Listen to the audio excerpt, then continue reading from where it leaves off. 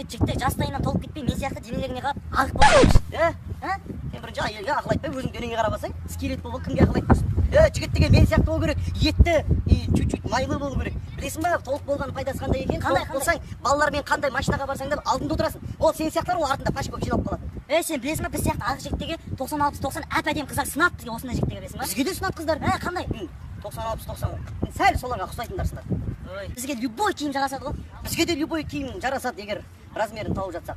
Оны қойшы, бізге сол киімді ше мыж-мыж қылып үтіктемей кие берсек болады, білесің ба? Үтіктемей киесің үстіңе, фук, өзі үтіктеліп кетеді, кете бересің сосын спокойно. Сен толық мақтаватсың ба? Білесің ба, толық болған жаман, не үшін айтайын ба? Не үшін? Сен тез біріншіден терлеп кетесің, одан кейін сасисың. Бүкіл сенің достарың толық, табақ, бегемот, бомба, бүкіл мазақтап кетеді, білесің ба сені? Айтса айта берсін, зато мен богатый көрінемін. Kidding.